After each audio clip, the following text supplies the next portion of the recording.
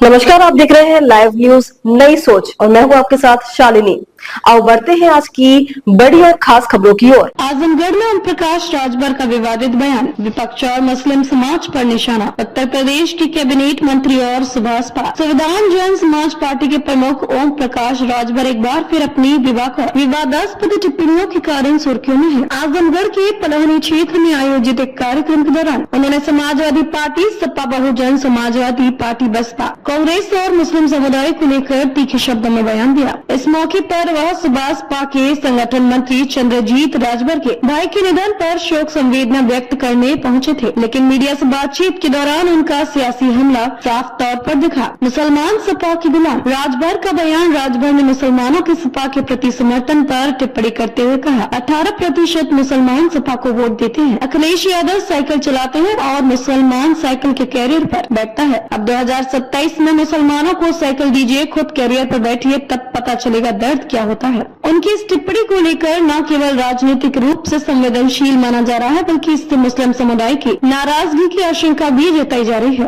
विपक्ष पर नफरत फैलाने का आरोप। राजभर ने समाजवादी पार्टी, कांग्रेस और बसपा पर आरोप लगाया है कि ये सभी पार्टियां समाज में नफरत और भ्रम फैलाने का काम करती हैं। उन्होंने कहा कि ये दल लंबे समय से वोट बैंक की राजनीति करते आए हैं, लेकिन विकास का कोई ठोस काम नहीं किया। उन्होंने पिछली सरकारों को घेरते हुए कहा, पिछली 4 सरकारों के करीब 800 सांप्रदायिक दंगे हुए, लेकिन आज शांति और विकास का माहौल है। विपक्ष से बचा नहीं पा रहा। भाजपा सरकार का बचाव और मुस्लिम IAS की उपलब्धि। राजभर ने भाजपा सरकार की नीतियों का बचाव करते हुए कहा कि सरकार ने बिना जाति धर्म के भेदभाव के योजनाओं को आम जनता तक पहुंचाया है। उन्होंने कहा, आजादी के बाद पहली बार 51 मुस्लिम युवा IAS बने हैं। यह कांग्रेस, सपा या बसपा नहीं कर सकी। अगर भाजपा मुस्लिम विरोधी होती तो क्या ये संभव था? उनका यह तर्क भाजपा सरकार के प्रति मुस्लिम समुदाय में भरोसा जगाने की दिशा में देखा जा रहा है। इमरजेंसी और कांग्रेस पर हमला। राजभर ने इमरजेंसी की 50 वर्षगांठ का जिक्र करते हुए कांग्रेस पर हमला बोला। उन्होंने कहा, 1975 में कांग्रेस ने लोकतंत्र की हत्या कर दी थी। न पत्रकार बचे न नेता। संविधान को ताक पर रखकर तानाशाही थोपी गई।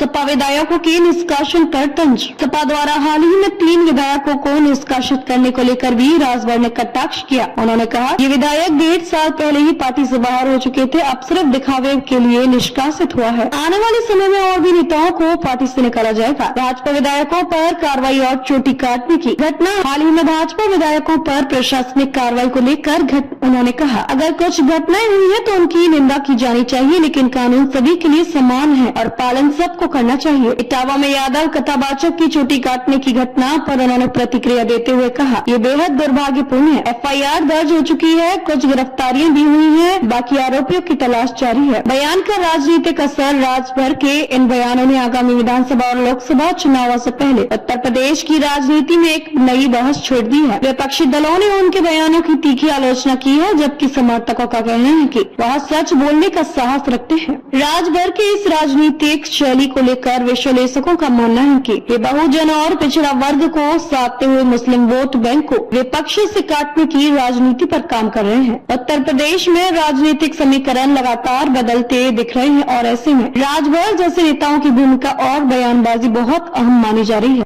ऐसे ही लेटेस्ट अपडेट पाने के लिए हमारे चैनल को लाइक, फॉलो, सब्सक्राइब करें और बेल आइकन दबाना ना भूलें। अगर आप हमें फेसबुक, ट्विटर या इंस्टा के माध्यम से देख रहे हैं तो हमें कमेंट करें। धन्यवाद।